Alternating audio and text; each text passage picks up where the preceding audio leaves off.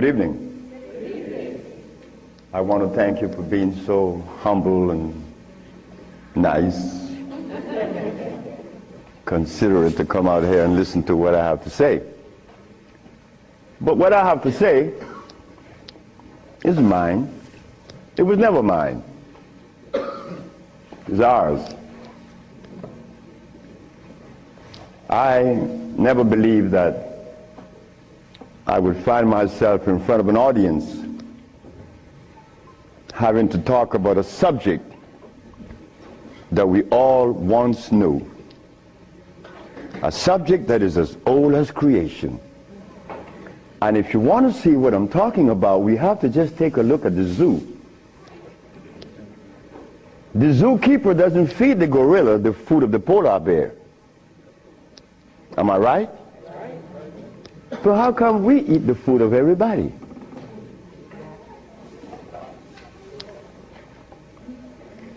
We'll begin this lecture by letting you know, first of all, I'm your brother.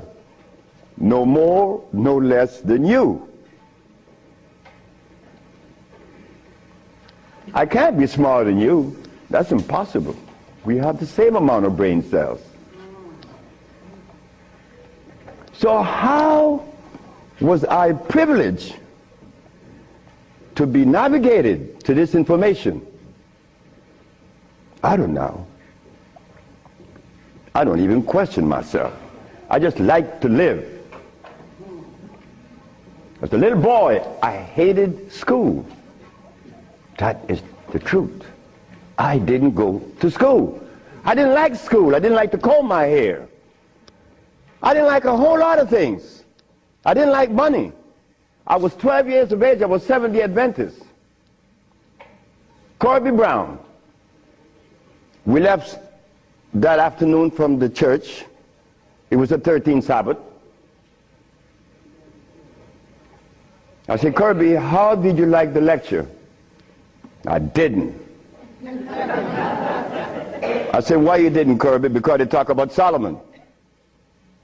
I want money. I said, Kirby, but when you have wisdom, you have everything.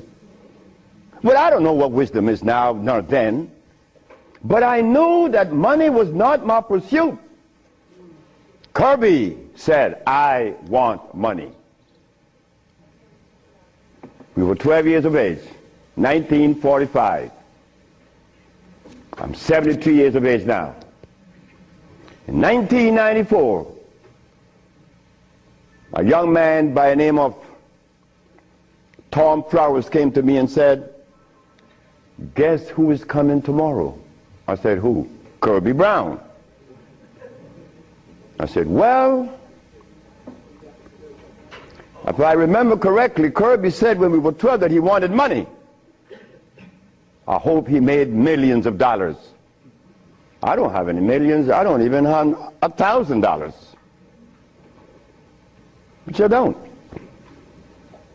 But that's okay. I live. I found that avenue, or it was shown to me how to live. Not to read books. Because everybody reads books. But yet, society is deteriorating more every day. Everybody reads books. The brother called the other day on the radio and said that he asked about corn, right? Corn? He read books. He said that the text, the Kemetic text showed him that corn is good. Well, he better examine his text. Because corn was made by man. But anyway, Kirby said he wanted money. That was a Thursday. Tom Flowers said, Kirby is coming tomorrow. So I said, well, if Kirby didn't make his millions, I'm going to remind him that we are alive. We are alive. Kirby didn't arrive. Kirby would never arrive. They had to take axe to chop the hotel door down. Kirby died of a heart attack. Kirby weighed 390 pounds. Kirby wanted money. He became a cab driver in New York. I didn't want any money. I didn't want it then nor now. Because it's not important in your life. It was never important in our lives. The Maya shows that. The Maya built pyramids. The Maya lived for millions of years in the jungles of Central America. No money. The Africans? How long did we live in Africa without money? Since creation. Now they tell us we need money to fight AIDS.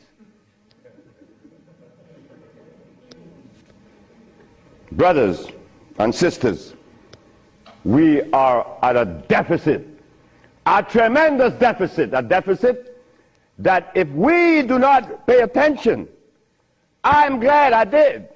I'm glad I did, because I remained that obedient boy that just lost his mama 4 days ago.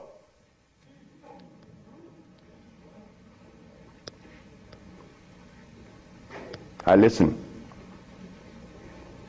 I listen. But to listen, you can't have a philosophy in your head. If you have a philosophy in your head, you cannot listen to anyone. I was there.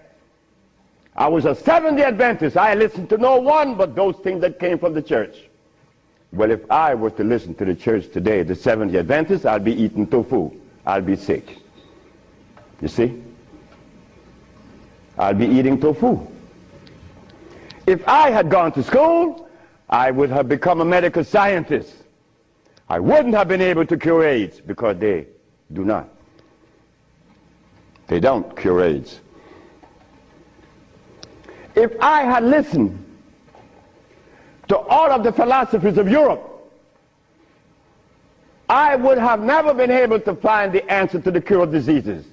But today, I'm going to share with you the African wisdom, the African brain, the African genesis, the African resonance, something that was never taught to us in the schools. Well, why should we expect the school to teach us something that would enhance our growth and save our lives? Why should the school teach you that? When in history has there ever been examples to show that one race of people is indebted to another? That has never been. Then you tell me that the white man is a bigot. The white man was never a bigot. He was never a discriminator. The white man is a person that obeys the first law of nature. Self-preservation is the first law of nature. So the white man, whenever he proceeds to preserve his race, and we sit back and say he's a bigot, it's only because we have lost it and we don't even know how to get ourselves out of this mess. I'm one of them. I'm you standing here. But one day it was to be that your brother would be shown something that would change the profile of things. I left my country, where I was born then. In 1953 to New Orleans, I became a merchant seaman. I was 20 years of age. As a merchant seaman, I became an engineer 5 years later. I'm a steam engineer. Don't ask me how I did that, because that's going to baffle you, because I've never been to school, and I don't read books. I don't read books now, nobody's book. I'm not even going to read my own.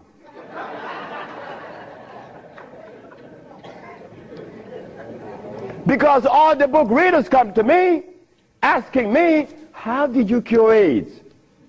But that's like asking the gorilla, hey man, how come you keep yourself healthy without a hospital? How come you don't have any medicines? We'll begin. I became a merchant seaman right quick to take you through my life. Left Honduras without going to school, became a merchant seaman, became an engineer, worked for the County of Los Angeles as an engineer. While as an engineer, the County of Los Angeles, something is to happen. Something is to change my life completely. First, it was a Mexican. The Mexican said to me,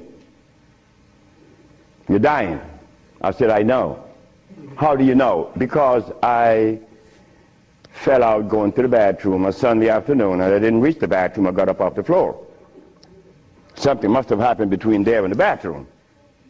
But I had gone to the neurologist, the endocrinologist, the GER practitioner in Russia, in England, in Germany, in France, United States.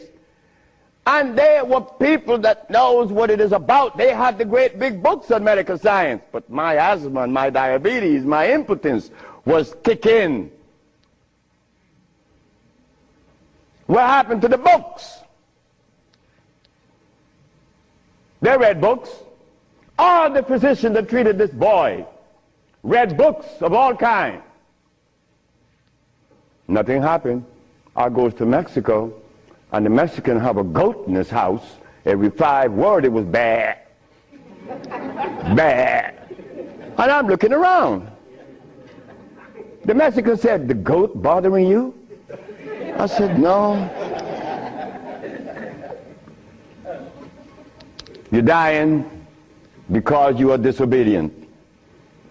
Then he brought the Holy Bible. "Honor thy mother and thy father, that thy days may be long upon the land."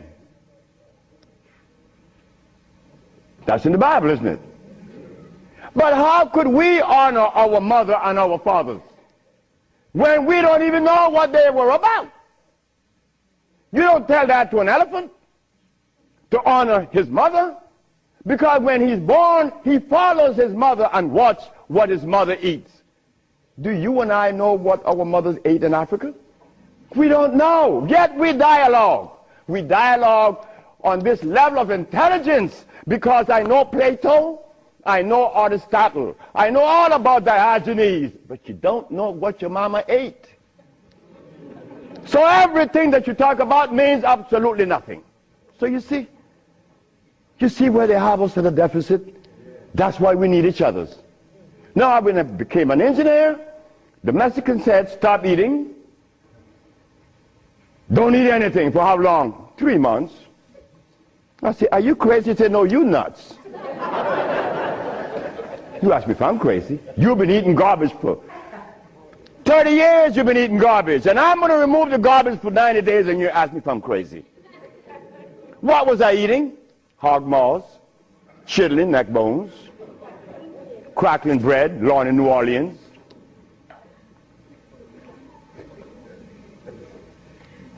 Eggs, because the grown-ups told me when my penis wasn't getting hard, eat eggs, drink raw eggs. And I did, by the dozens.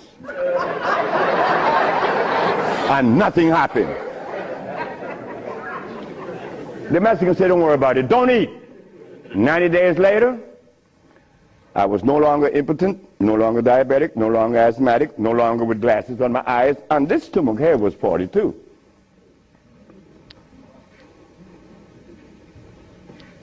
What happened to the science that the physicians were using, medical science? It didn't work, isn't it? But it worked with me. The herbs work with me. This Bible says,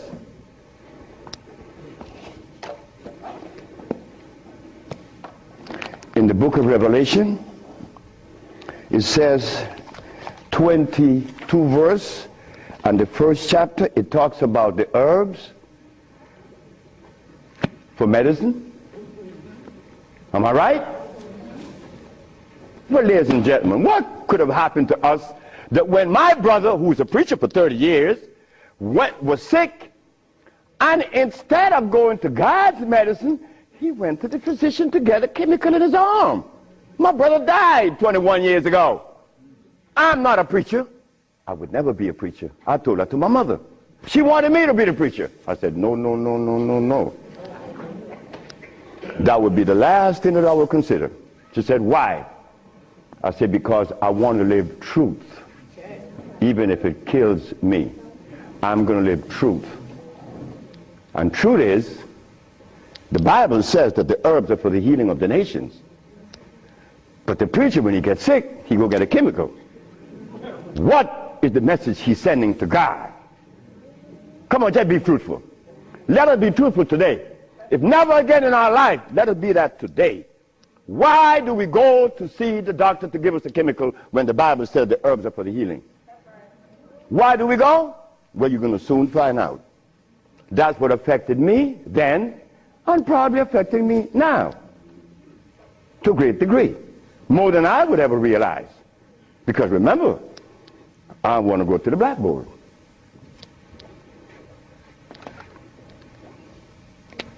Roughly speaking, Africa. Way overhead we put America.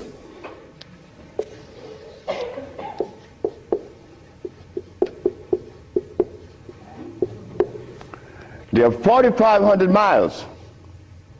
What happened between here and here? A lot happened. You see, when we were here, without the mathematics, without the ABC, without the sciences, when we were here, we had something to our advantage that we no longer have here. We are blind here. Here we weren't. We were seeing. Why? Because God provided us with everything we needed here. And none of it was comfrey or rice and beans. There were no tofu. There were no soy there. There were no cows. And there were no hogs, no chicken. There were no flour. Those things didn't come from Africa. You see, rice and beans and flour and cheese and meat and the starch that you eat, they all came from right here, from a laboratory.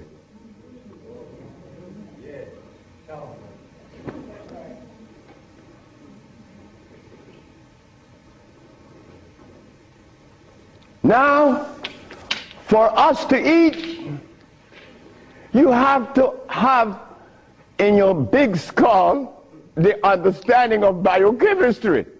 But when we were here, we didn't have to know anything about biochemistry. Why? Because God doesn't make poisons. You see, God doesn't make carrots. Well, let me put it here. Stop the garbage.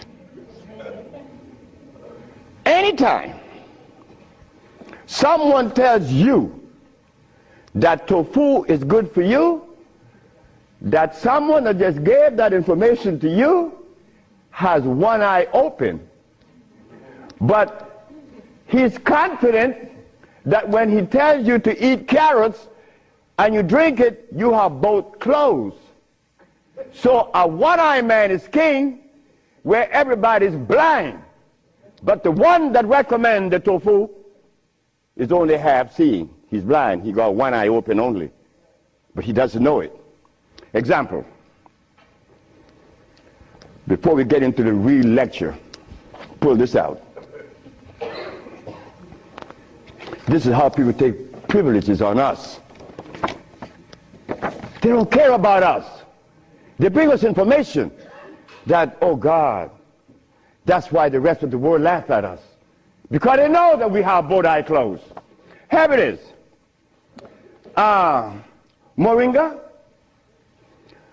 Moringa has 23 times the iron in spinach. Spinach has iron?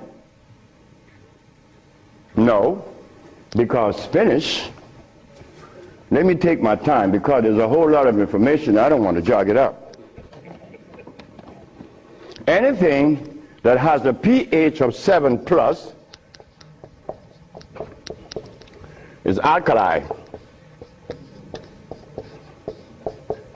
Anything that has less, 5, 4, 3, 2, 1, is acid.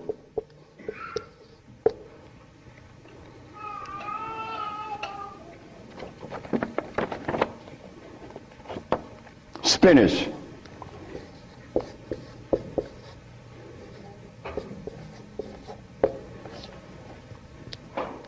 Acid. Why compare moringa with spinach? When spinach has a starch base, it has no iron.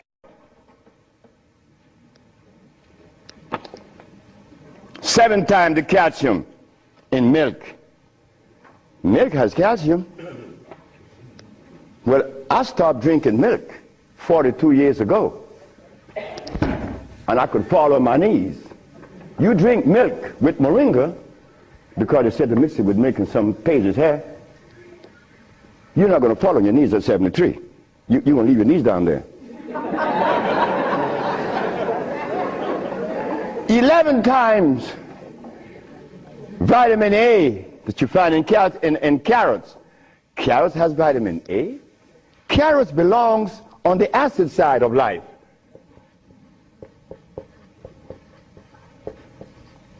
So right there, and they're saying it to mix with carrot juice.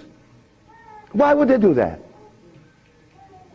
Then up here, they talk about the Ayurvedic system of medicine recommends moringa. The Ayurvedic is Indian. The Ayurvedic system of medicine recommends cow milk. The Ayurvedic system of medicine has never cured any disease, nor moringa, nor any other system in the world. You know what this is like? When Steven Seagal tells me to come to his house because he had a headache for 5 years. Well, I knew why the headache was in his head. It was removed in less than 10 minutes. He had the bottle and said, "This bottle is powerful." I said, "Yeah, powerful, huh?" He said, "Yeah, the headache is gone." You know, he's the Dalai Lama, right? He wanted me to go to Kathmandu. Kathmandu? I'm going to go to Kathmandu. To do what? Talk to lamas. Lamas for what? What am I going to talk to lamas for? They couldn't cure your headache that you had for 5 years. The lamas need to come and see me, not me, the lama. But since we were compromised, we left all our food in Africa. You and I don't even know what we ate in Africa. So don't even go there. But we have the opportunity because one of your brothers happened not to go to school and look outside of the paradigm of school and found something altogether different. And what did I find? That anything that God made is on the alkali side. Why? The molecular structure is complete. It was made by nature, not man. Anything that God made has no starch. That's another thing. Anything that nature makes has no starch. Anything that man made has to have starch, because starch is a binder. To titrate two unequal chemicals, you have to use a starch. Starch is not a food. Starch is a chemical. And what have we been eating since they took us away from Africa? Starch and blood.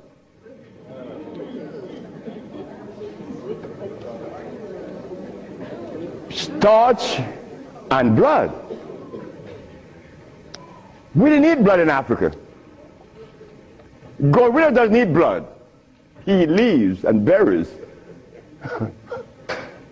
But gorillas are sane. They listen to each other, and they have a society well put together. Well, Sebi, when he became the engineer, and he found out that the pH value of things had a lot to do with healing and the properties that's to be used, I was happy. I used to run home. Guess what I found? I found that the herb that everybody's talking about is acid, and everybody's using it. What herb is that? Comfrey. She said, what? I said, yes, it's on the acid side.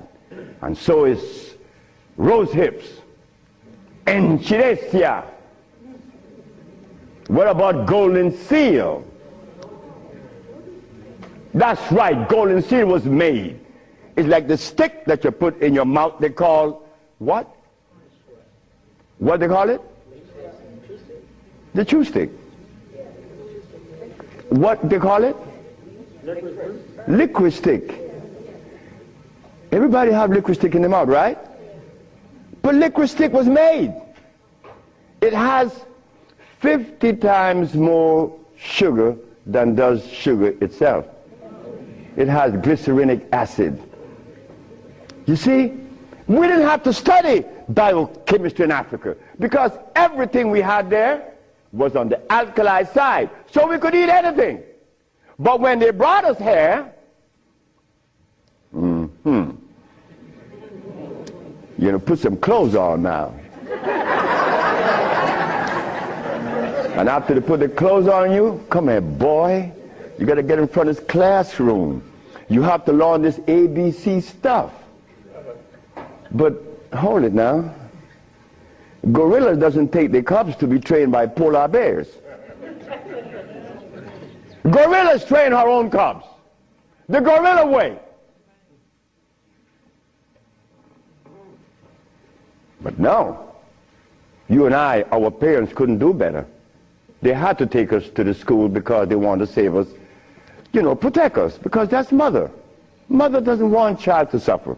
So mother was shown that if child didn't go to school, they'd be illiterate, and the society is made up where you must go to school if you want to buy a Mercedes. But in our society, school, what you mean by school? We don't have such animal. We build things. And those who've been to school can't even build the pyramids today. Not in Honduras, not to mention the pyramids in Mexico. They're 4 times the size of the pyramids in Egypt. Oh yes. I know Ben joking and didn't talk about that. But that's okay. Because he need help like I need help. We all need help. So the school that we thought was going to be so equitable, so useful, has become a deterrent. Because those that have been to school doesn't cure anything. How did I learn and I didn't go to school? Easy. You know, we baby-aged kids, we don't die. Right? We do it. I'm not wiser than you. I may be more mischievous than you.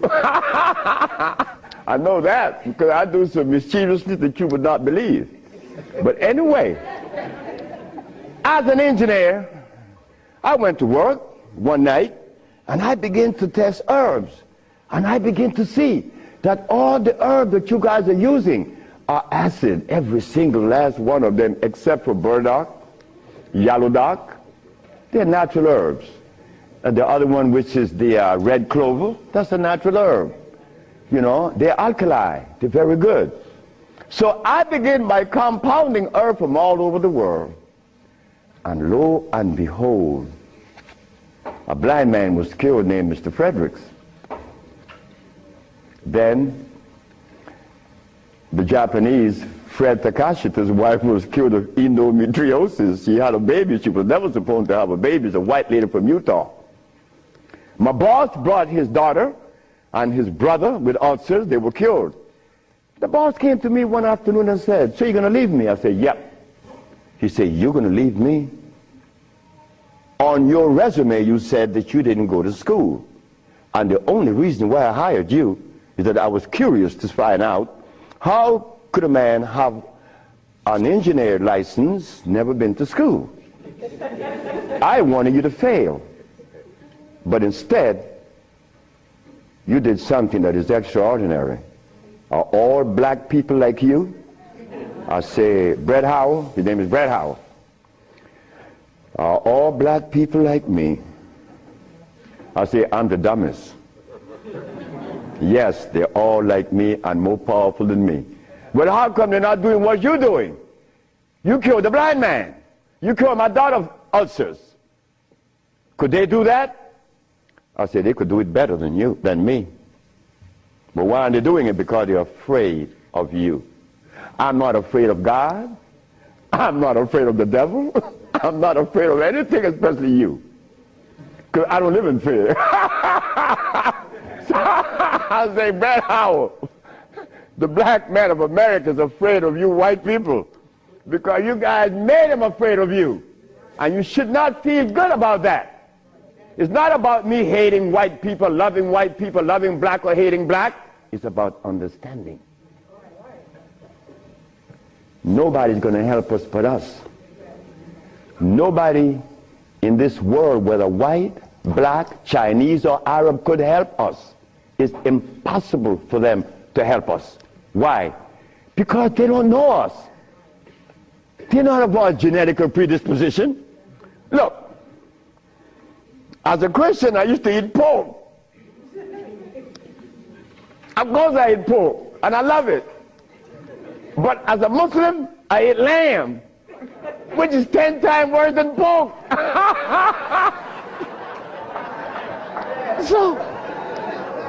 So what do I do? Who do I turn to?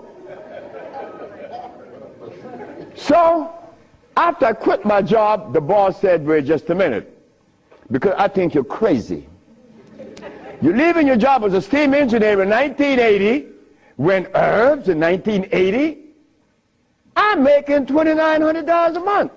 I'm going to leave my job with 10 years seniority to come after some herb that you didn't like. Why did I do this? I had to do it. It wasn't that I could see that far. I can't see beyond my nose. Talk about years ahead. But I had to quit my job. And I had to question myself, why am I doing this? But I did. And 1980, the boss is looking at TV, 1987, on the 10th day of February, and he see CNN, Alfredo Bowman, a.k.a. Dr. Sebi, is arrested for practicing medicine without a license, selling product approved by the FDA, and claiming to cure AIDS and other diseases, which is a fraudulent claim. The boss saw that. The boss' wife is in the bathroom because he told me the story himself. He called her out, come and see the man that's arrested. If he says he cure AIDS, I know he cure AIDS, because Bret Howard knew that I would never compromise myself to a lie. When I talk, I know what I said is not true, but I also know that in America, you could also be dead right.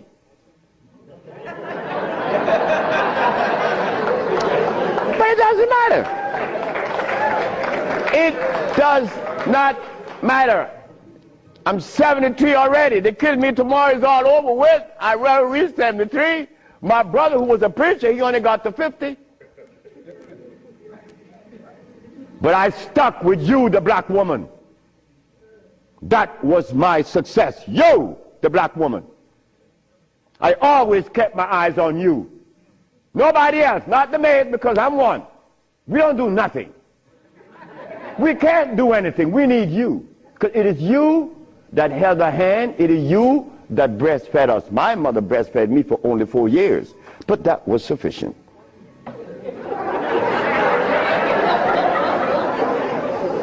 In 1962, two statements was made in a barbershop. 1640 Claiborne Avenue, New Orleans, Louisiana. Timothy Barbershop. Tim Barbershop. Ernest Moriel walked in there when he was a lawyer. And every time Ernest came in the barbershop, we used to jump on Moriel.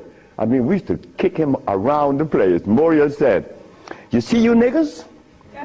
One day, I'm going to become mayor. And I'm going to remember you, Alfredo. That's me. The big mouth. I'm going to have you in jail. Ernest became the mayor of New Orleans.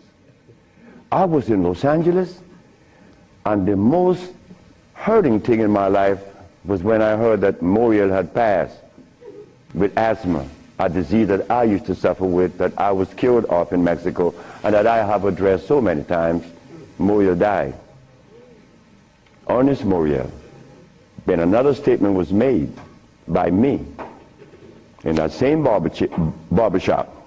I said that I would give the black woman a gift. Brother said, Logan said, Sapphire? I said, yes, Sapphire, your mama. I said, she was the first, you came out of her. She held your hand. She teach you everything about the basic things of life, and then she cut you loose. Now she worth nothing. She's Sapphire. I'm going to give her a gift. 1962, that statement was made. But 1962, I was sick. I had asthma, I had diabetes, I was impotent, I had everything under the sun. But in 1964, I was cured, and years went by. Then I found out this is the gift to the black woman. The healing that I found is in your hands now, black woman. Yes, it's in your hands. So in 1987, I was arrested. And while I was in jail, I was the happiest man in the world. Because when I was 40 years of age, I was going to work, and I passed by Miss Louise Wright's house on my right, and I made a statement: I'm going to help humanity. And here it is. 1987 is the showdown. I was arrested. All of the people in New York that were healers, I don't need to call their name. They said, yeah. They got the big mouth. They were angry with me because I put an ad in the Village Voice and the Amsterdam News and the New York Post. AIDS has been cured by the USHA Research Institute.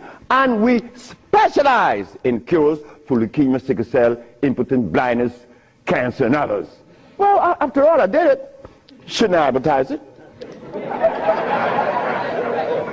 You should be glad your brother's doing that. Because now you have a chance to share in the bounty, right? That's the way I felt. So I'm in jail and I'm wondering, how is the American Medical Association going to escape from this one? You see, in the past, herbalists, when they talk, shh, gotta be quiet. Gotta talk under the table, because the physician may get you. The FDA gonna get you. But we seem to forget the one basic thing. When they remove us from Africa, did they bring our food with us? Did they? Well, how could the FDA have such kind of power over us now? Come on now, just wake up to it. So I stood in jail thinking, how am I going to do this one? This is going to be a heavy number, but it's nice because I wanted this moment. I wasn't going to back down. What you mean, back down? I'm representing some black woman. I never had a father. I never had a man in my confines to tell me something. No, I never had a stepdaddy. I had a woman. And then another woman, my grandmother. My great-great-grandmother lived to 124. Her name was Elizabeth. And she lived 70 years without a man. My great-grandmother lived 112. She lived 68 years without a man. My grandmother died at 100. And she lived 50 years without a man. My mother died 5 days ago. And she racked up 40. My mother died while I was coming to see you. I didn't turn back. You know why? The relationship with me and my mother was one of love. And she would have never wanted me to be there. My brother told my mother when I was about 10 years ago, he told her, yeah, you didn't like me. You didn't give me any love. You didn't give Fred any love either. That's me. So my mother said, what you say? You gave all your love to the pastor, not to Fred and me. My mother said, like, Fred, are you in on that? I said, ma'am, this boy was talking garbage.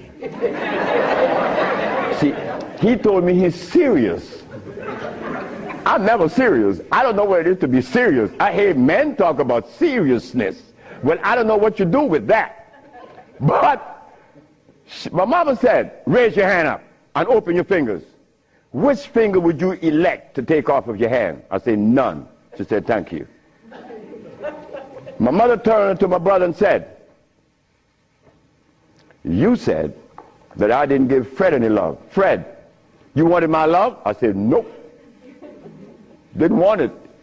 I didn't need it. Because my mother knew if my mother ever interfered in my life, I would be upset. I was in the streets by the river all the time. My mother knows, all mother knows the child that needs her love, her attention. But she loves all. But she knows the one that needs the attention. I didn't want my mother attention. And she knew it. But my brother said that she didn't give him any. But the boy went to the 3rd grade. He owns a fishing fleet. He owns an ice factory. And he owns that she didn't give him any. But the boy went to the 3rd grade. He owns a fishing fleet. He owns an ice factory. And he owns a fleet of planes. And he said that his mother didn't give him love. You see how we could easily make mistakes? Okay. Mother is mother and will always be mothers. The greatest gender on the planet. So while I'm going to court now, and I'm standing, the judge said, get the man out of jail, and I went to his chambers. Judge Shorter said, young man, you mind if I ask you a question? I said, no, sir. Why did you advertise that you cure AIDS? Well, sir, my mother's alive, Africa exists, and my face, and I would never offend any of the three. That's why I advertise that I cure AIDS. He turned to the woman at the desk and said to her, ask her, did you investigate this man before you arrest him? She said, no. Her name was Phyllis Spade from the Attorney General office in New York. She said, no. You didn't investigate this man before you arrest him? This man, the response he gave me, he cured AIDS. But AIDS is the easiest thing to cure. People think that AIDS is difficult. To me, everything is easy, and to you it should be too. And I'm going to show you why it's so easy. So the judge said, well, you're out in bail. And that was February the 12th, I got out of the 13th. But the case doesn't begin until 88.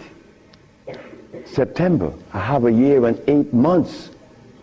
Why the judge gave me so much time, I would never understand. So I waited. Trial date. This is where the showdown with black and white. Not better or worse. We are not better than any white man or Chinese, no. We just happen to be different. That difference has never been treated by any religion or philosophy. There is a difference that needs to be understood. So while I went into court, the judge said, well, Dr. Sebi, will you please begin? Where do I begin? Begin where you say you cure AIDS and the physicians say there's no cure. The physicians are 100% right.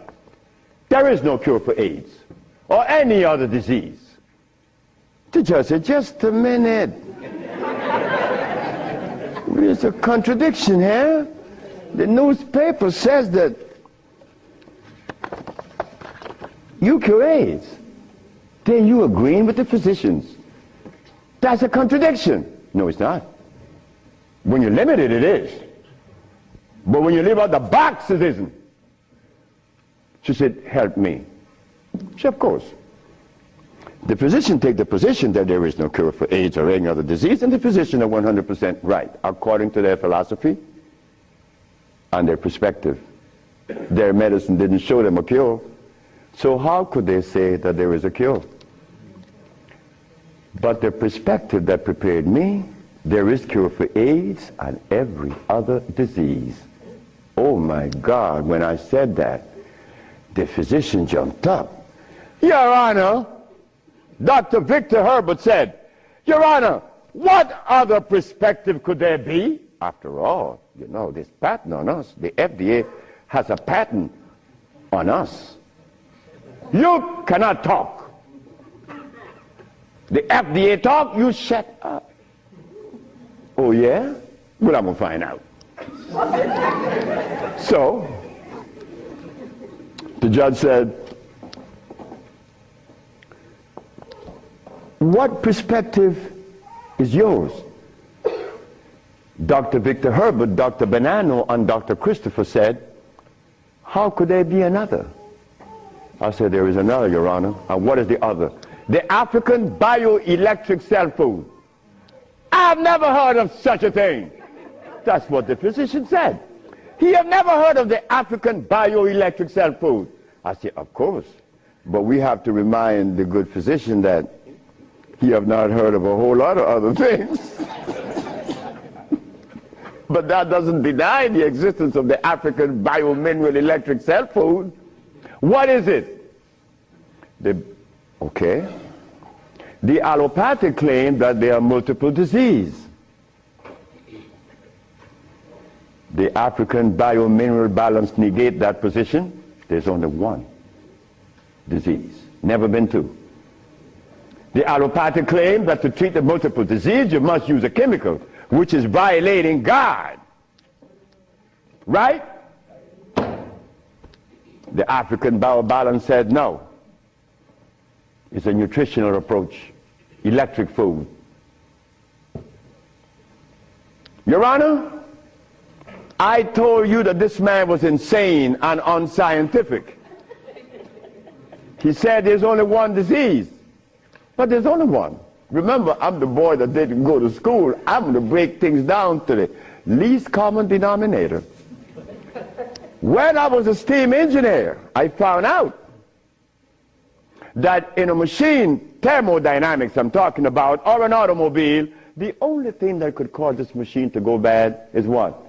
Short circuit, obstruction, overheating. The same thing with the human body. So what did I do?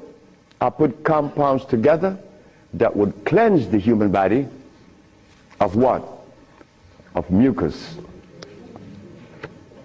In so doing, AIDS, sickle cell, lupus, herpes, blindness.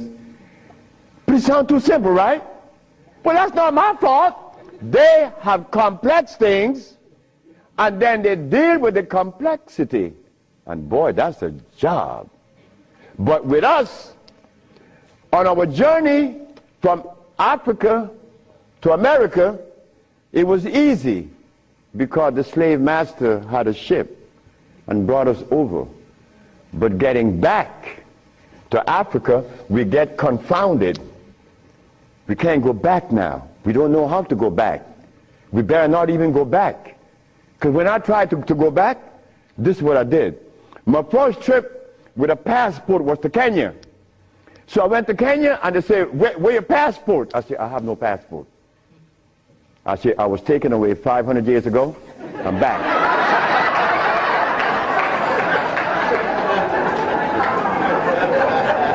When I left, I didn't have any passport. So why are you asking for a passport now? Is a passport African? Put him one side. They put me one side and sent me back out. But you think that was bad? That was a bad way. May I have that? I go to Africa. I go with my wife and I said, well, boy, I'm happy. Girl, we're going to liberate Africa. We're going to do something for mother country.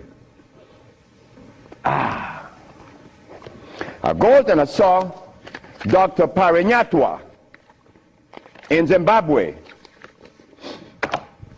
I said, Dr. Parinyatwa, I think your problems are over with. Not only Zimbabwe, all of Africa. Here is Hospital Vicente di Antoni, is an Italian hospital. Department of Blood and Laboratories. Oswald Savala, HIV positive on the 25th of November of 1993. 17th of January of 1994, HIV negative. This boy named Alfredo Lagos, this from the Red Cross, the Honduran Red Cross. It says here that this boy, it doesn't show any date of which he contracted AIDS. Why? Because he was born with AIDS. But down here it says he's negative on the 19th day of January of 1995. Another one. This one caused a laboratory to call for me. I thought it was funny. This is the next one, the other one. His name is Alex Suarez. On the second day of January, this boy of August, he found himself with HIV positive. On the 19th day of August of the same year, 17 days later, the boy is no longer HIV positive. So they called me for what? I don't know. Because I know they're not going to change it. Now, this one you're going to like. This one is from the San Diego Public Health Laboratories. It says here that this man has a HIV-1 RNA 26,205. The boy was supposed to be dead at 25, right? Just go to the other page. 6 months later, he's less than 400. He was killed at 15. So anybody want to read it? Because I could be lying, because that's the way we think. But here it is. No, that's possible. I could be lying. Here, young lady. So, curing AIDS, brother and sister, look, that's the easiest thing for niggas to do. We could do more than that. Curing AIDS, to them is big thing. To us, it's nothing. You understand? But now, here is where this little culprit comes in. Where did I put it? The blood. Nope, no good. Here it is.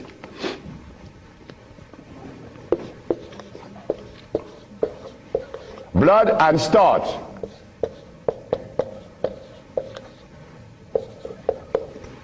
Blood and starch. Blood and starch is going to prevent you from doing what the ants does for each other. Ants, when it's getting ready to rain, you know what they do? All the black ants, they begin to do what? Cut the leaves and take them to their little nests. Ants doesn't eat leaves. They eat the mycelia that grows on the leaves with the temperature. They are farmers, but they provide when it rains. Red ants does the same. But we black people, we can't do that. Because when your brother showed the world that he cured AIDS, why didn't the African countries jump on it? All the African people eat is blood and starch, nothing else. But that is the Africa that you and I dream about. The Africa that we want to save. The Africa that we all love.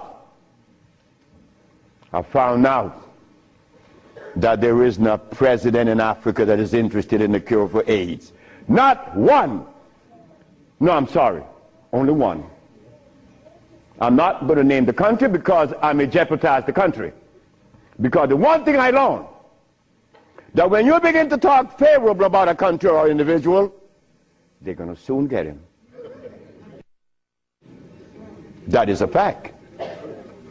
So I cannot talk about the country that said to Dr. Sebi, Dr. Sebi, whenever you want to return to Africa and begin this new empire, you have 5,000 acres of land and 6 hot springs. I don't need anything else. Hot springs? 5 hot springs with 5,000 acres of land? We could grow food. We could make the best dress. I said, sir, I am not going to come to your country unless I'm able to grow marijuana. He said, marijuana? He said, wait just a minute.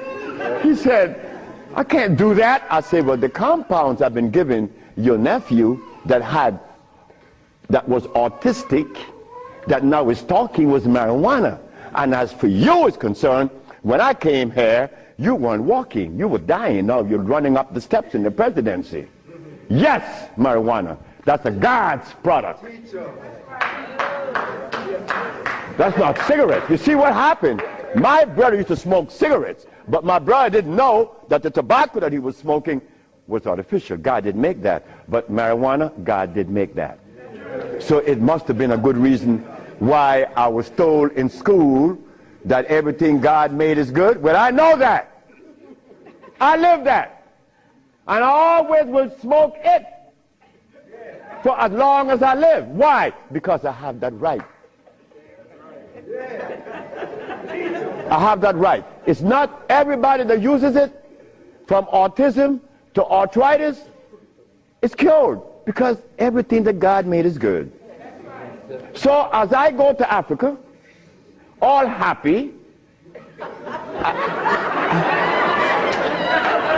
I came back with my tail between my legs, because ain't happening. It ain't gonna happen. They're not interested in that. But the one thing I noticed today and yesterday, and you may have heard it, President Clinton and Sanjay Gupta, they found the end of AIDS. How could they find the end of AIDS when they have not found the end of diabetes, the end for sickle cell, the end for any disease? But they're going to tell us that they're going to bypass these lesser diseases and jump on the major one, and they got the cure for it.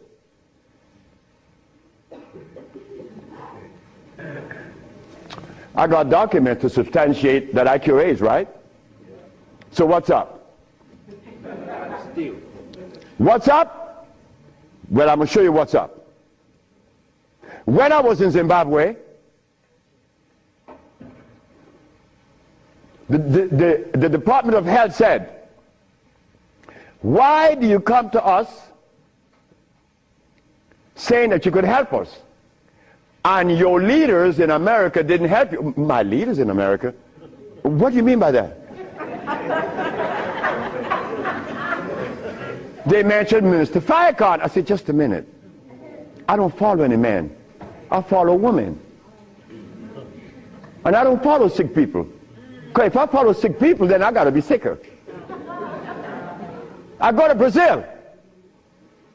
They say, why don't you, if your leaders didn't help you, why should we? I say, my leaders, again, they brought these leaders in front of me. And they mentioned something like Al Sharpton and Jesse Jackson. I say, oh God. I say, why you all ask me about these people? I never knew of Jesse Jackson or Al Sharpton or Oprah Winfrey promoting something that is equitable and good for the black community. That's never been. What they could do is march. That I know. But why do you ask me about it? I'm asking you, why can't you incorporate this in your repertoire? You said me, I have no leaders. My leader is my mama.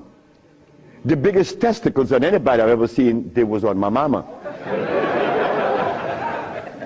So don't ask me about leaders. I don't follow leaders. I never was part of that thinking. I don't need anyone to lead me someplace. So now I'm asking you, what do we do now? I cure AIDS. Are you going to call Oprah?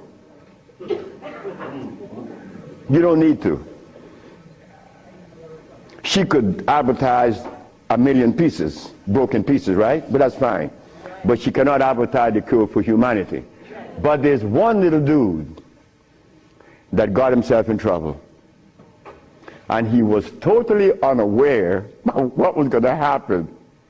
This little dude, I'm home with my wife, enjoying myself, a Sunday afternoon, looking at TV, somebody threw a rock on my window. It's Randy Jackson. What did you want? My brother want to see you. Your brother? Michael? Okay. I went. Well, he's sick as hell. Well, I treated him, and he got cured. He saw it, and he was encouraged to take me to the Rayburn building on Capitol Hill. Oh, my God. This is going to really confound you. Michael Jackson took me to the Rayburn building on Capitol Hill on the 31st day of March? April. No, of March. March. It was March. 31st day of March of 2004. I said, why are you taking me there? Because you cure AIDS. I said, but what makes you think that they are interested in that? What makes you think that the world is interested? I don't care if it's any country in the world, they are not interested. Especially Africa. They were never interested. AIDS isn't killing Africa. Hepatitis C is killing Africa. All of West Africa is red line for hepatitis C. you talking about? But they're Muslims. So they have to eat the Muslim food, which is goats and lamb.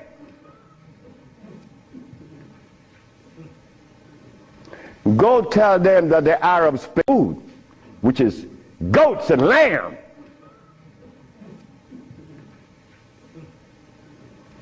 Go tell them that the Arabs played a trick on their brain. You cannot do that. Me, I remain the son of the jungle woman. The jungle woman that didn't have any clothes on. Yeah, I am her son. I stuck with her and she liberated me. You have to hear this. One morning, I woke up and I heard the music that was playing. You know how you turn your radio on and you're sleeping, but the music on the radio would influence you, and you dream that you're seeing the artist that's playing, right? You have had that happen to you. This morning, I'm listening to John Coltrane. 4 o'clock in the morning on channel 850 on the TV. I'm sleeping, and I'm hearing John Coltrane playing Interstellar Space.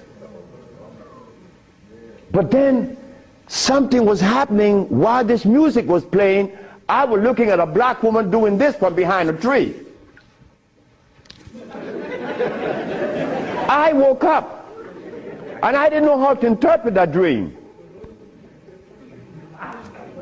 But then I was leaving that morning for Los Angeles. As I got to the airport, the governor was there. The governor said, "That's him. That's the man that cured Alcida of leukemia. That's the man I'm talking about." The governor had a lot of people around him. So I went. I was leaving for Los Angeles. He was leaving for the capital. He didn't know that we were going to meet that morning. So they was talking to me and asking me questions. Finally, 2 men that were standing away from me, they were white men from the United States. They came up to me and said, "Well, we have heard of your miracle cures." I said, "Sir, I don't even know what a miracle is, especially perform one. I just happen to cure leukemia. That's not a miracle. To you it may be, because your school of thought have you to believe that curing these diseases is one great big feat. No, it's simple common sense. I'm an African. Now this is where the naked women are going to come out. They said to me, "We have heard of your miracle cures, but have you been saved?" You see? Right there, I consider that an imposition. Why do you take the liberty to believe that I'm one of those that have accepted your philosophy that I have to be saved? I say, from what? The man politely answered and said, "From your sins, of course." I said, "Wait just a minute." I said, "You know, man, while you guys were standing over there, I said," and I looked at you both, and I said, "Two very intelligent young men. But now I have to question that." He said, "Why?" I said, "Well, because the color of my skin should have prevented you from asking me that question, have I been saved?" He said, "What does the color of your skin have to do with anything?" I say, "It has to do with everything. I am the son of a woman that was taken away from the forest of Africa. To begin with, she didn't have any clothes on. But she didn't have any alcohol. And she didn't have any prostitution. And she didn't have any supermarkets. And she didn't have a hospital. And she didn't need anything that God didn't make. And she didn't have any money. So all these things constitute sin. So my mother in the jungles was sinless. How did I become sinful?" You cut it out. You stop that. We have to begin to change our diet, because this diet here of blood and starch is all we eat. That is all we eat. And then with this diet of blood and starch, which confounds their hormonal structure, we have the nerve to tell each other's brother, you were wrong. I'm wrong. I mean, where did you get that from? I'm wrong. You've been eating blood and starch, and you're going to tell me I'm wrong. No. We got to stop it. Because the blood and starch is why I couldn't penetrate Africa. So, you forgot, right? I'm in the Rayborn building. Who is present? Sheila Jackson Lee from Texas, right? John Conyers, Illinois. Or Detroit? Jesse Jackson Jr. from the House of Appropriation. Our most beloved President Bush. No, we have to give him credit. And no African government ever given me the privilege to practice herbology. Bush did. Bush appropriated $5 billion to fight AIDS in Africa, right? And the African government didn't appropriate one dime. They didn't want their brother to do it for free. So Bush stands out way above there. Bush gave $5 billion, and Jesse Jackson Jr. is there. So when I go to the podium and I say, fellas, y'all don't have to look for the cure of AIDS anymore. Here it is. Jesse Jackson Jr. did this.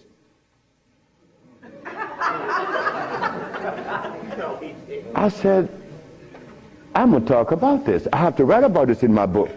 Because you, not me, but you and I believe in the leaders.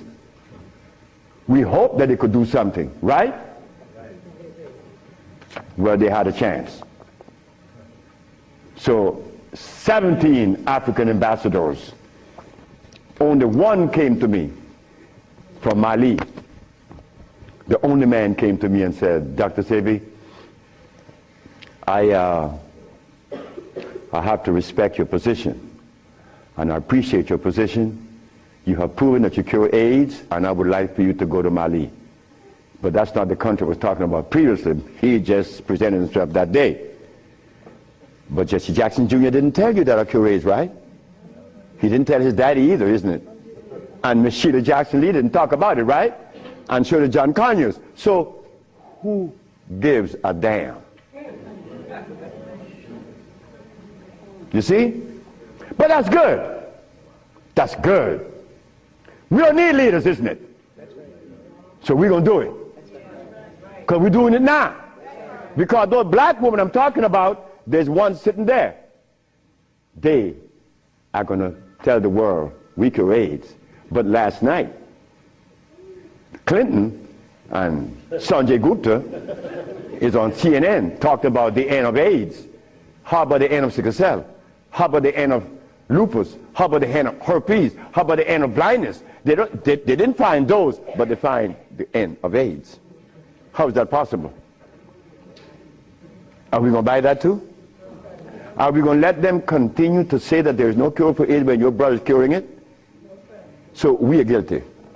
We are the one that's guilty, not the leaders, because they're sick. All the leaders are sick. You can look at them and tell they're sick. So we have to forget about the leaders, right?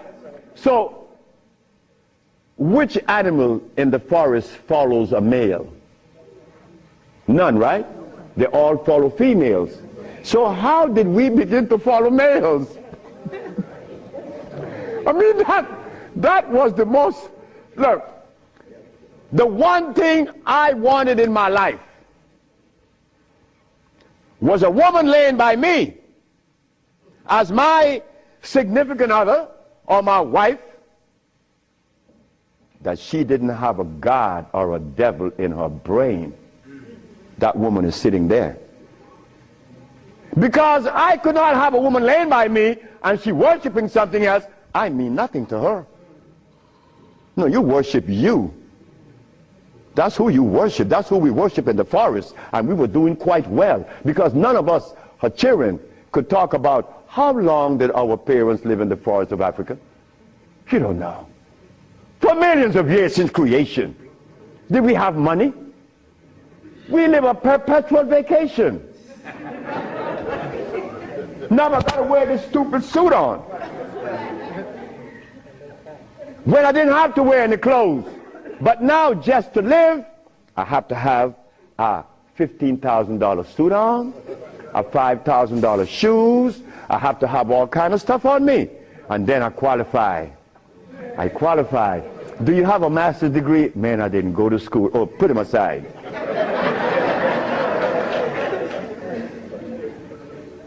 So in essence,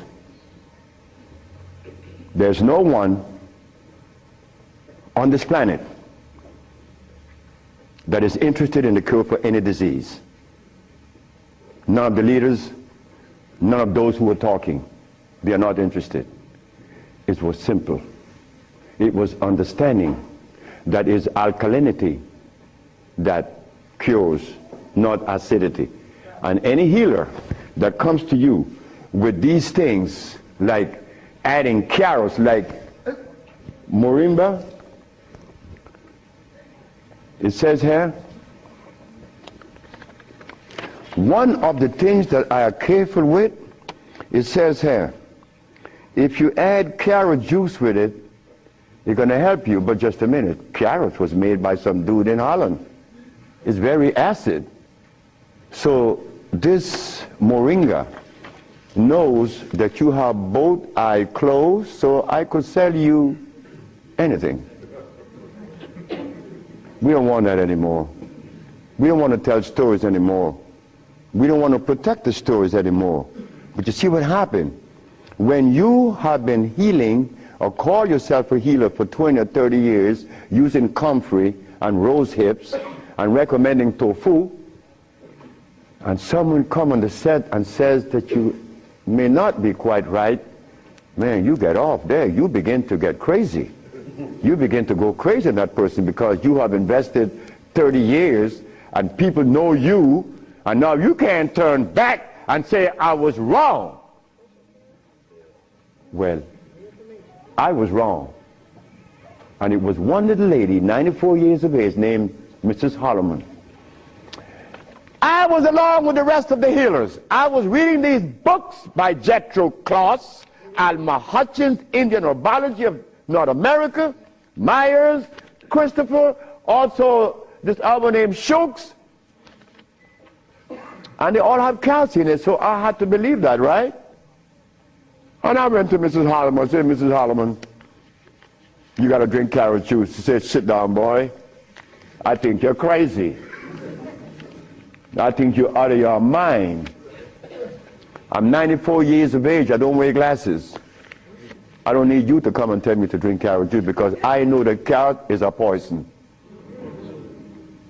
I was in Rattan, the island of Rattan, and a woman was listening to me talk, and she asked me, what is the best breakfast in the morning? I said, I don't know. She said, a glass of hot water. I know she was right. The sister was right. So in essence, all of the hoopla about AIDS was just noise. We've been curing AIDS since 1984. Why didn't you know about it? The media didn't let you hear it, right? Jesse Jackson Jr. didn't talk about it, right? Well, I think in the book I have to mention his name because this is what's happening. They're lying to us. And we have to stop it. We have the cure for every disease in the world. We, the black race, is responsible. Not the white, not the Chinese, not the Arab. The Arab need help. They need help now. All Arabs need help. Because there's no way in the world where you find the highest incidence of eye problem like Arabia. Because they eat lamb. But could you go and tell an Arab to stop eating his lamb? It's like going to tell someone that uses cocaine, stop. Then you're crazy. Like going to Africa and tell a Maasai, hey Maasai, You only live 47 years, man, and you're going to die because you're eating raw blood and starch. He's going to chop your head off. And he should. Then we go to Guinea, and my wife came to me running. She said, the young man in there with his wife, he's 19. And she's complaining he's impotent. At 19, she said, yes. My wife came with it. What happened? We asked the boy, what does he eat? He eats cassava.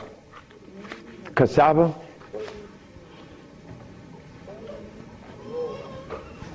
We say raw? Yes. Go to Guinea. It's a what? Cassava.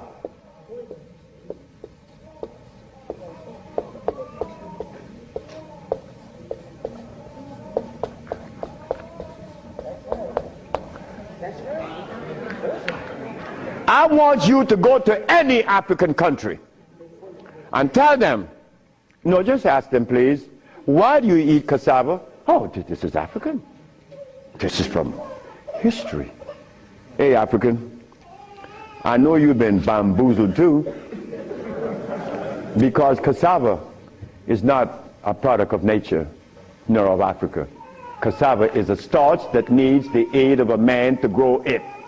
Cassava cannot grow by itself, and it has cyanide.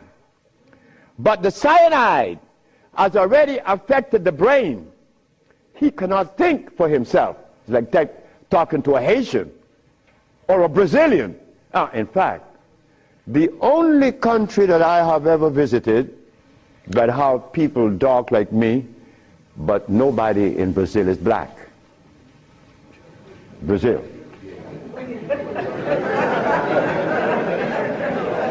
If you go and research the census of Brazil, you will never find a black person in Brazil. Everybody is white.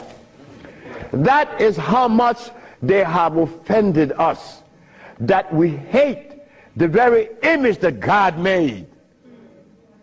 Something is wrong. Something got to be wrong. Me,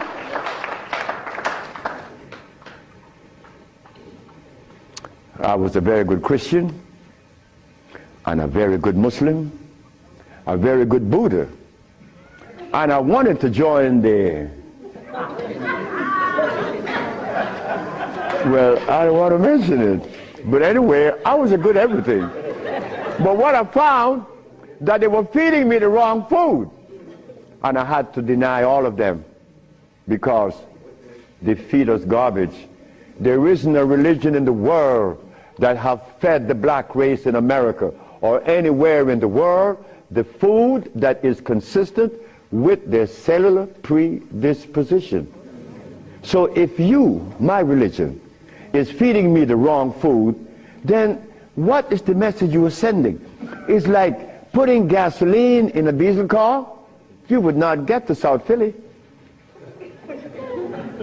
No, you're not. It's not going to run right. But we eating starch and blood, and we want a dialogue. Dialogue based on what? I mean, come on now. We are the remnants of what world? Let us try to bring it back. We can't challenge each other's. The only thing we have to offer each other's now is love.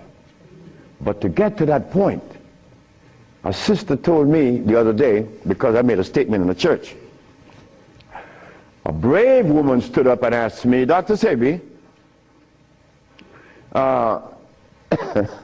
what have you learned from the entity that you are forwarding to us now?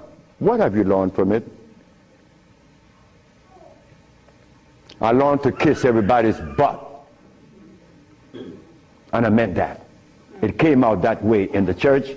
Well, I had to give it that way, because that is the way it came to my brain. I kiss everybody's butt. It's easy. You see, it makes it easy. When you start kicking it, somebody's going to do something to you. And when you start kissing it, they reward you. So this sister came to me, and she was very smart. She said, do you literally? I said, drop your panties.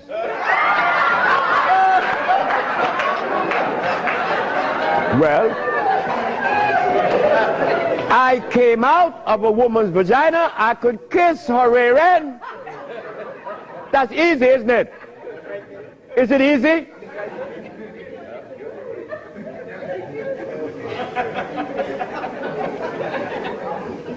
See, I have no what you all call shame. I don't know what that is. I'm not serious, I'm not ashamed, I'm not a man, I'm a male. Beyond. See, I have no what you all call shame. I don't know what that is. I'm not serious, I'm not ashamed, I'm not a man, I'm a male.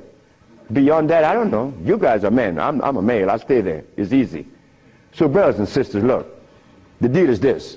We have the cure for AIDS. Now you're going to get a chance to ask questions.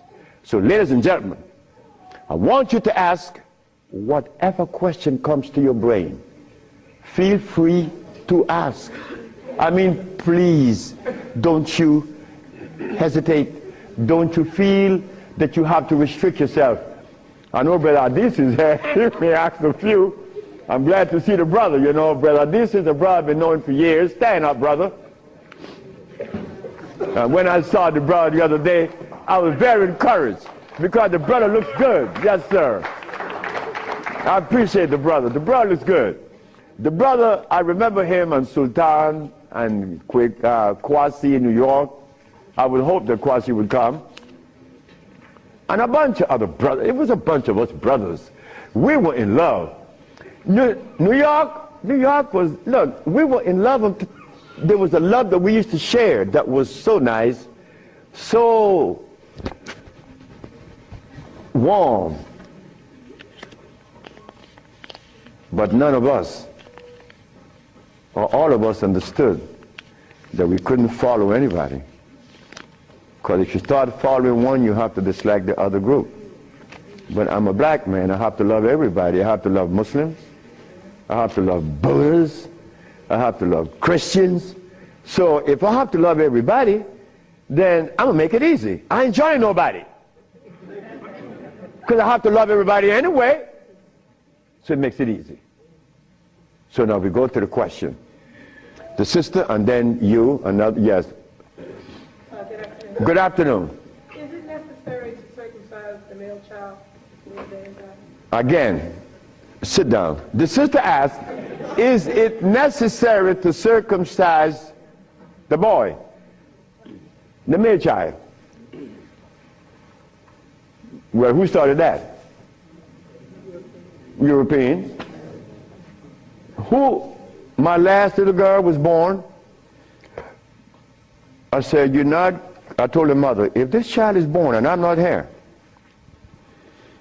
you will not cut the navel string. Okay? You understand? Listen to me now, Fanny. You will not cut this baby navel string. Okay.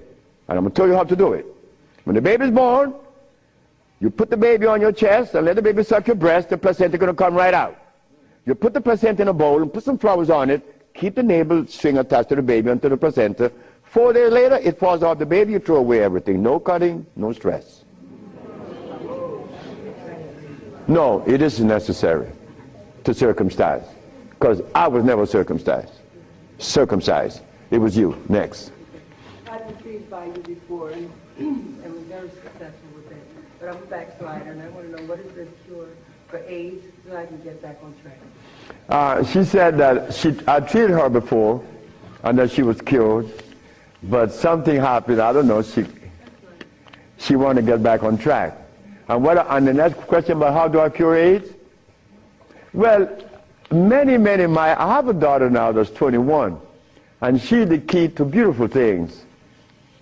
She's the daughter of this woman. Her mother hated me, and with all rights. The woman was right. Oh God, she was right. I had 2 wives in the same house, and this woman is in love with me. Oh God, this nigga is crazy. He's a Solomon. Nigga, look, you are a jive, MF. Her mother cursed me out. She cursed me out, and I'm standing looking at Miss Margaret, and I could see the hurt in her eyes. Because this woman is in love with this man that already have 2 wives in the same house. Boy, what do I do? And I find myself in this triangle here and don't know how I got in it. But years went by. No, she got a baby, she got pregnant, they kick her out of the house. But that's okay. She had the baby little girl, Zave. Zave grew up. Zave was 19. She cured her mother, her grandmother, of diabetes. The little girl that this woman didn't want to come into the world grew up to cure her of diabetes. Last month I got a notice from the mother that Zave just cured a woman in New York of AIDS. How do we cure AIDS? It's simple. We put the compounds together to address the mucous membrane, to cleanse the mucous membrane, to cleanse the bowels. Simultaneously, we went to the forest and found the herbs such as the, over here on the alkali side,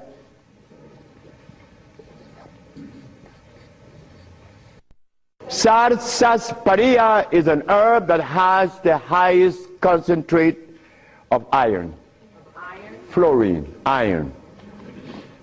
Guaco, that is a plant that has, I thought I had a stick with me because I'm always chewing on it. This is guaco. Guaco is a plant that would definitely strengthen the immune system because it is iron again. But it has potassium iodide, no, potassium phosphate, not iodide. Iodide comes from the ocean. Kankansa, that's an African plant. Kankansa is an African plant. This plant has one of the highest concentrate of what? Potassium phosphate. Those are just few of the plants. We use about 40 some odd plants to cleanse the body, strengthen the immune system, and electrify the system, because you want to electrify the body. That's how simple we cure AIDS. We cure AIDS. We don't treat AIDS. This thing here says that Moringa said, and they keep repeating it, that they uses it with the belief that it's going to cure. They think, oh no, we got to stop talking like that. We cure. That's how we got to start talking. If you don't cure, get out of the way. Because you're lying to people. Next question. The brother. Peace and blessing. I'm really enjoying your lecture, and my question is, when you see a client, what's your thought process? When I see a client, my thought process, I already know what the brother needs. Like the Mexican knew what I needed.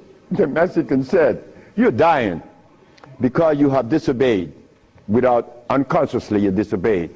So when a brother comes to me, I already know what the brother needs. I don't need to go into a whole bunch of scientific jargons and intimidating the brother by putting light in his eyes, iridology. I don't do that. I don't do anything. I just give you what I know you need. People come to me for compound from Japan. She killed a woman in Japan named Kaoto Kita in Kobe. She never seen a woman. She was in hospice already. With cancer what? The lungs. There you go. Cancer of the lungs in hospice. She never seen a woman. In a month time, she's vacationing in Hawaii. Okay, there you got it. Yes. Her than you. Yes, the sister.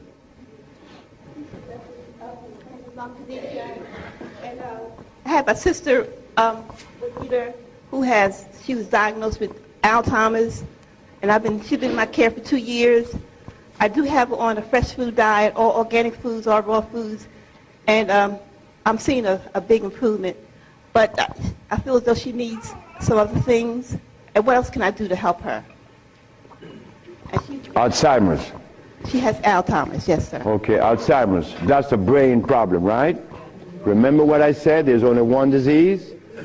Okay. When you have mucus in the nasal passage, it is sinusitis. When you have mucus in the bronchial tubes, it's bronchitis. When you have mucus in the lungs, it's pneumonia. But now you have mucus where? For you to have Alzheimer's, where is the mucus? So we have to remove the mucus from out of the system, especially the brain, but then we have to feed the brain. That's where biochemistry comes into play. the brain. Like if the sister was suffering with rickets, that's bone, right? So we have to address calcium. If she had leukemia, it would be blood, that's iron. But now she has Alzheimer's.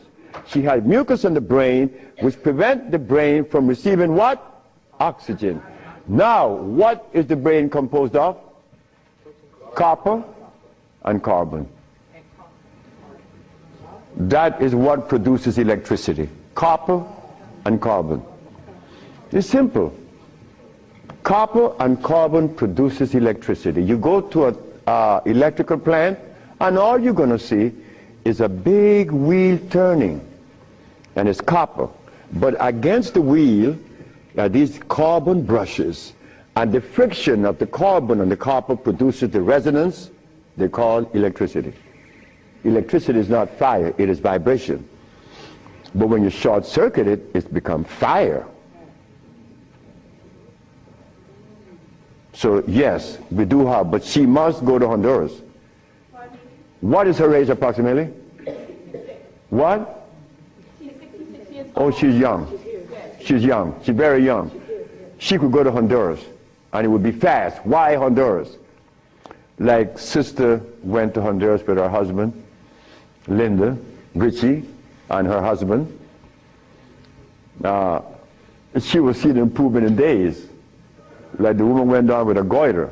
Like the brother went down there with his stiff leg, and in 3 days he was running up the hill. And he could not believe it. Like, this is where a name comes to mind. And I want you all to remember this, because this is a woman that we all love and we all respect. A brother was taken to Honduras, to the village. You see, the thermal waters in the village has a pH of 8.9. One of the highest attainable pH in waters is found in Honduras and in Africa. Thermal waters, that is. The little boy named Shelby, he has AIDS. He has Kaposi sarcoma. All the black spots on his body. The boy went to the thermal bath 1 day, 2 days, 3 days, 4 days. The boy came out of the bathroom screaming. The black spots were gone. His mother and my wife Ma'a were very close friends. Ma'a told Malakia, take Shelby to Honduras. On the 4th day, he's doing good. How long is Shelby going to stay there? 1 month. I said, 1 month, he's cured. On the 4th day, the sore disappeared, right? On the 10th day, he tell his mama, I want my passport. She said, for what? I want to go back to Los Angeles. Dr. Sebi says that you have to stay here a month. He said, bitch, did you hear me? That is what we, mothers and fathers, get from our children today because of those hamburgers. It wasn't Shelby's fault. It wasn't that child's fault. That child went back to Los Angeles and began to use crack and died about 2 months later. But Malakia is telling the sister that you all know very well about the incident. Present was Oprah Winfrey, and she said, she was telling the story to her aunt, which is Maya Angelou. Well, I'm nobody. I'm nobody anywhere in the world. I just happen to cure AIDS, but that means absolutely nothing. My son told me I messed up. I should have been a boxer in cracking people's jaws. I get millions of dollars. But the crack jaw come to you and they pay you pennies. So you are nobody, daddy. In this world of today, curing AIDS or any disease means absolutely nothing. I am not a famous person. I'm insignificant. So Miss Oprah Winfrey said, well, if he's that good, how come I haven't heard of him? Well,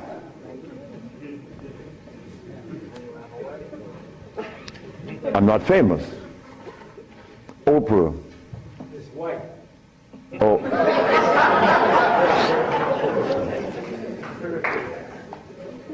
My book would be out in July. I know she's not going to advertise it, although she suffered embarrassment with 1 million broken pieces. But that's okay. We have to remember the blood and starch. So when you go home, you remember that blood and starch, because that prevents you from liking you, from loving yourself. Because I was there. I was there. Did I want to blow my brains out once? Yes, I did. Well, why was that? I was stressed. I was eating blood and starch. But when the Mexican came and said I was wrong, I listened. And here I am, 42 years later. Do you see the benefits of this? A Mexican came to rescue me, to rescue you. So we cannot. But wait, the other part of it is Africa. There isn't an African country that I could go and practice herbology. But why did Bush, who all of us think, or most of us think the man is bad, how come I could practice herbology in the United States? You got power over him. That's why. I don't have any power. No, I don't. Because I don't even know what power is. I just know what's mine. That's all. I know what's mine and what's yours, what's ours. So what's ours, when the Supreme Court said, the FDA said, you are not supposed to sell these products. Exhibit A. The FDA said, what? That I'm not supposed to sell my products?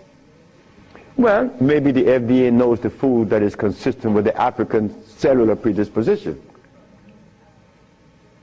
Because when they removed us from Africa, they didn't bring our food with us. Maybe the FDA knows about these foods. Could you tell us, please, Mr. FDA? But when the FDA talks, we get scared. Scared of what? They're not God. You understand me? No, I don't have any power over nobody. I don't want that.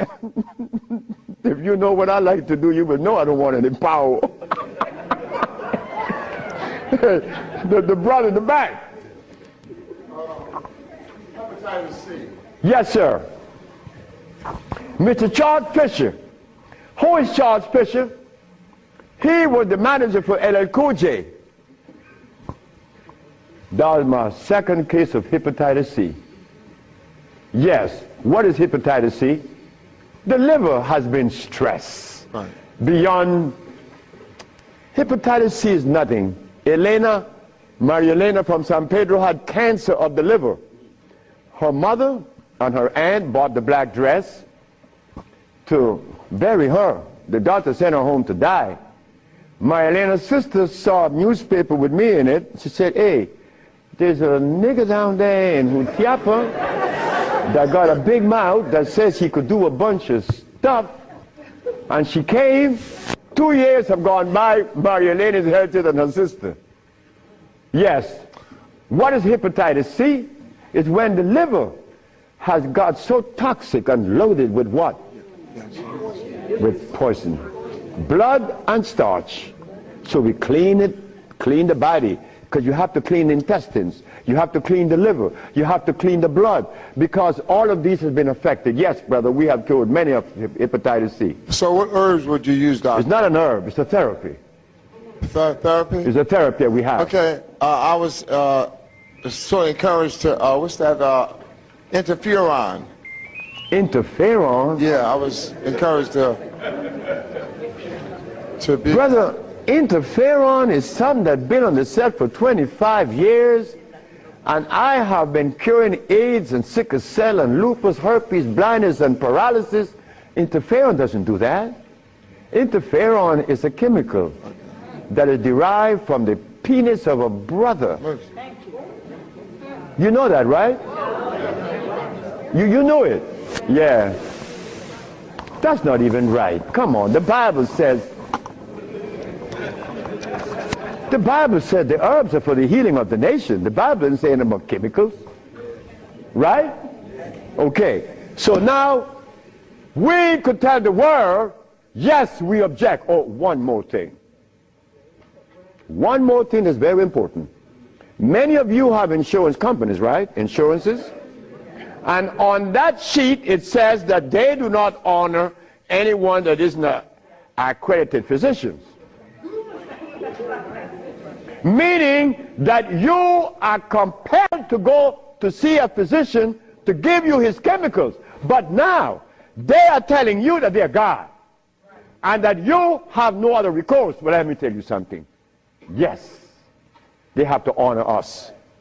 Because we have the only compound in the world that is consistent with our cellular predisposition. Nobody else. Can you give us some foods that are alkaline? Food that are alkaline. We could begin with mushrooms. We could begin with mushrooms, quinoa, quinoa,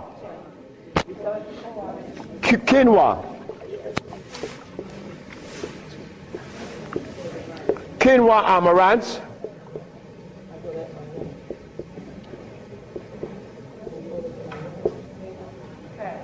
mushrooms,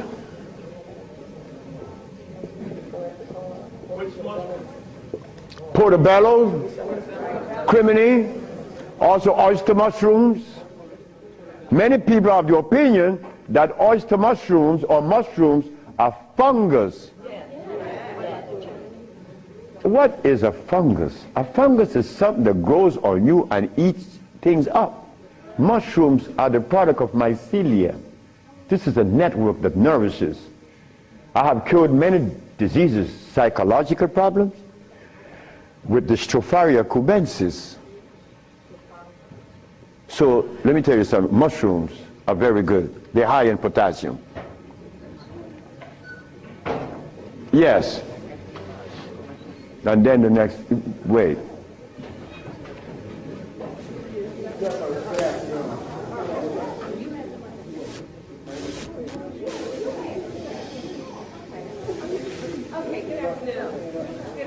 Good afternoon, ma'am.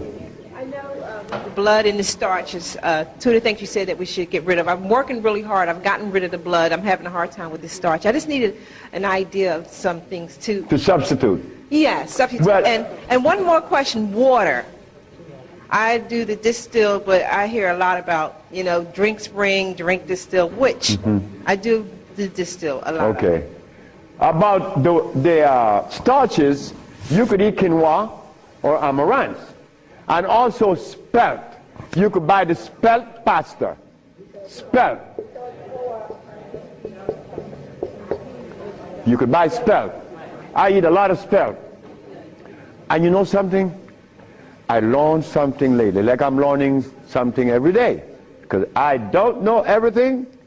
I don't want to know everything. And it's impossible for me to know everything. But I learned this. That when you combine spelt flour, quinoa, and amaranth together, just the pure powder, the flour, and you want to bake something, if you just add the almond milk and the sea salt and the other ingredients, such as you could add a little bit of what? Agave is good. That's very good. But now, if you want this flour to rise up and be fluffy, who said sea moss? You did. You cook the sea moss to a jelly. And you take about 2 tablespoons and you put that cooked sea moss in the batter along with the almond milk and the rest of the ingredient, and that stuff becomes fluffy. I said, this is a natural yeast. And someone hit me to that, which was Gary, right? Gary Ricketts worked with me for many years, and he still works with me. And he put that together. He made a waffle. Oh my God! I used to go to Gary's house in the morning just to eat his waffle. But his waffle was sweet because he used to put the maple syrup in it in the batter, and then he make the waffle. You didn't have to put any maple syrup on it after that. It was delicious. And in the morning, okay, just let me go quick through all. Peace, Dr. Sebi. I wanted to know if you accepted practicums, internships.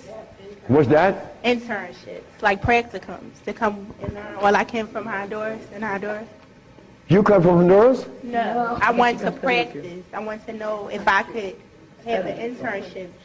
Oh, if you want to. I know you say black woman is key. So Oh, as a student? Yes. Well, that is what we're working on now, because the woman took over the whole thing. My daughters and the woman that associated with them, and they would like many more sisters to join in, because I'm out of here. I want to go sit down by the river and smoke my dope. Well,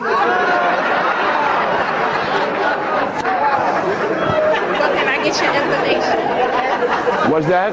Can I get your information? So wait, the sisters, give her your number, because she's the one that's in charge of that, and I'm quite sure that she's going to consider you. Okay. Wait, the brother is deciding. Hi. Thank you for coming. Yes. My name is Justine, and what I want to know is, how do you get rid of fear? How to get rid of fear? Yes, fear. Ha ha! There ain't a nigga in the world as scared as me. And you want me to tell you how to get rid of fear. But you know something about fear? Fear.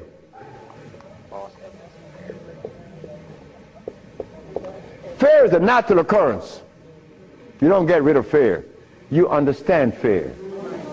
You don't get rid of it, because fear is necessary. But you don't let fear control you, right? Because it would paralyze you. Fear would prevent you from opening the door where there's a great, big, beautiful tomorrow. Fear, you see, when I was insane, to a greater extent than I am now, I was placed in a psychiatric ward in New Jersey. And they were right. But what they didn't know, that I was aware that I was sick. I was also aware that I would not take any of anything that they gave me in that hospital. But there was a man that, you know the swinging doors, right? A swinging door is a door that opens both ways, and you're going to swing it. And every time he came to his door to go inside his room, he used to stand there. And he could never open that door. I used to go by and swing the door, and he'd go in and say, "Thank you, man." Why couldn't he open that door? Fear. But once you open the door and you see this great big thing, fear is gone. A bright tomorrow, hey, I'm no longer in fear. But then comes another one that's going to trick you.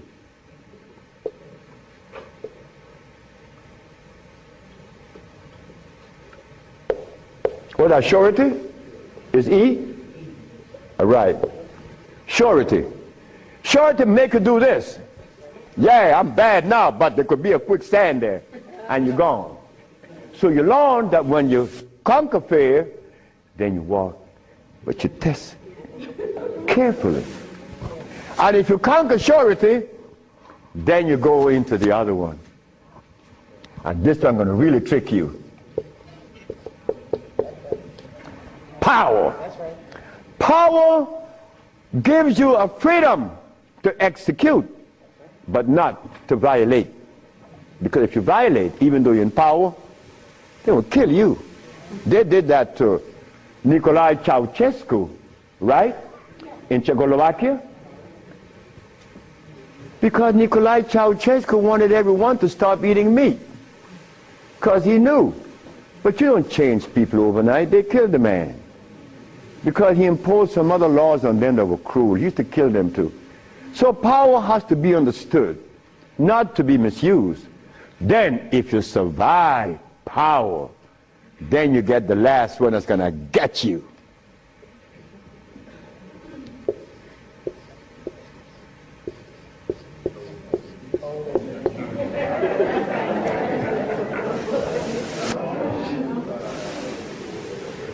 So you see, it's all about peace. I'm happy that I'm 73 years of age and that I'm happy, but I have to thank the Mexican. But when I go around my brother 73, are you all right? I say, Marcel, that's the only one alive now. My age. I say, you asking me if I'm all right? No, man, I'm not all right. He's coughing. He got these back pains and stuff. And I say, you could do better than that, because you're only 72. I'm a year older than him. But he can't see beyond where he's at. And I shouldn't expect for him to make such a leap, because I didn't do it that way either. Because even after the Mexican had stopped me from eating the stuff, I went back cheating with some chicken. And one day I went by Brother Bill's Tennis, the Golden Bird. You all know the Golden Bird in LA, right?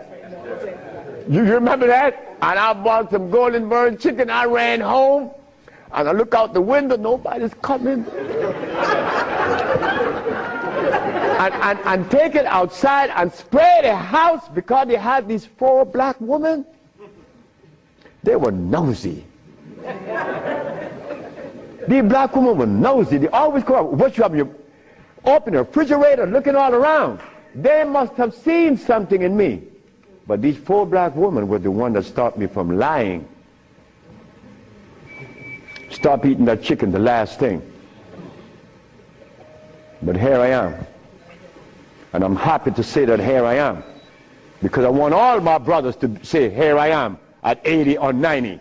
Because the man that healed me was 94, and he had 2 wives in Mexico.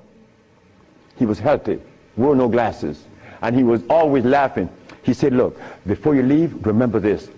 Never you socialize with people that are serious. Serious people are sick. Because there's no reason to be serious. Because I cure AIDS and diabetes, I've proven that. And I'm not serious. I'm your brother. I want to play with you. I play with my wife all the time. I don't have no time to this other stuff. If this other stuff comes in, then something is wrong. Next question. Hi, Dr. Sebi. My question is, as a woman, how do you cure high blood pressure and rapid hair loss? High blood pressure and what? Rapid hair loss. Rapid hair loss? Hair. Or hair? Hair loss. High blood pressure. High blood pressure is easy. Just stop eating. Where we have the product that remove the pressure immediately. People go down to Honduras, and in less than 3 days, the pressure's down. The man just came from Caymans. That's right, Caymans. Grand Caymans. He came down with high blood pressure, diabetes, and impotent. A young brother, 52. 3 days later, man, my pressure is down. Dr. Sebi, my pressure is down. See, yes, I know that. What's the problem there? Why are you so amazed? 5 days later, my sugar is gone. I don't have no more sugar. And then, on the 10th day, he come with his girlfriend telling me. I like to see that. Because I was impotent. And these old folks in Honduras was telling me to drink eggs and wine and meat, cheese, butter. And the Mexicans say, you're crazy. Stop eating, and you can get all the sex you want. Stop eating, and it happened. So brothers, if you're in trouble, stop eating. And there's a product outside, they call it Viento. Brother, I don't care how much in deficit you are, you will be out in less than 24 hours. I know. I have to be abreast with that because my wife is 20 years younger than me. I can't allow this woman to get ahead of me. You understand? And she looks good and she's youthful. So I have to maintain energy. And I want all of you brothers to understand that that stuff that we eat, wait. Just draw this for you, that we would see what it is I'm talking about. Because this is important.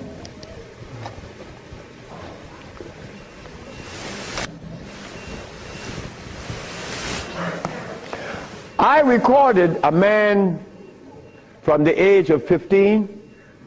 I saw his life because I was a curious boy. Remember, I'm the boy that didn't go to school. So I was looking at things that the school boy wasn't looking at or seeing. This man named Brindley, he was in his 20s. I was 21, he was 25, 4 years older than me. And he was the dude, a woman's man. But when I was in my 40s and I went back to Honduras, Brindley was 46, I was 41. And Brindley was like, yeah, man. Yeah. Yeah. His wife gone. She's a seamstress. She's gone a long time. But when he was young, he had every woman in the world. I said, Brindley, what happened? Man, you know, I'm old now. I said, hey, nigga, you're 46. I'm 41. There again, what is old? What is old? Old is when you get to my age. 73, nigga, you old. Sure, I'm old. If I had a big belly on me, and I wore these glasses, and I was hooked up to a machine, and no woman want an old sick man beside her. So brothers, look, stop eating blood. Because when you get to my age, you want to be healthy. You want to be playing with her, right? Sure you do. Why not? She's your companion. You want to play and laugh with this woman. Brindley couldn't. Why? You see, this stuff right here.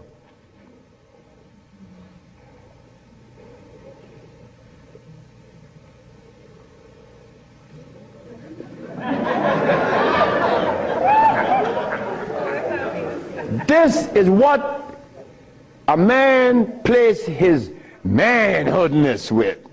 His penis. Yeah, I'm a man. But in here,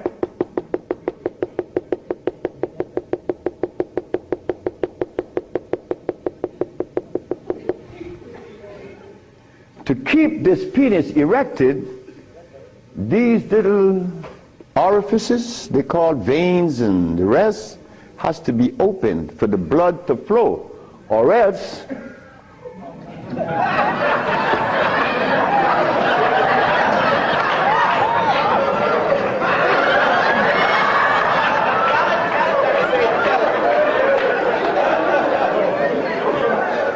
you think I can't talk about it? I was 30 years of age. That was happening to me. And the last person that saw that was a woman named Audrey Williams. She said, what's wrong with you? I said, I don't know. She said, you're sick. You better see a doctor because you're too young. You're 30 years of age. And I did. And it happened. But I had to stop eating. On the 1st, 2nd, 3rd, 4th, 5th, 6th, 7th day, I was happy. On the 8th, 9th, 10th, 11th, 12th, 13th, 14th, I was going and holding on to the bathroom. Everything was spinning around. Why? Because all of the mucus that was leaving my brain, my eyes was very foggy. I couldn't see. I was already wearing glasses, but now it's worse. But on the 17th, 18th, 19th, on the 17th day I woke up, I was looking at the ceiling, and I remember feeling so calm. A feeling that I had not experienced in many, many, many years. I was calm. On the 27th day, I didn't hear the wheezing in my chest from the asthma. My diabetes, I couldn't find glucose in my sugar. But on the 57th day of fasting, of not eating anything, I had an erection. Why? Why? Aha! They drain out. It drained out because I was taking these herbs and drinking water. Taking these herbs and juice and drinking water. And the body got a chance to do what? cleanse itself. You see, it's easy to bring back that happiness that we could love, that we could share,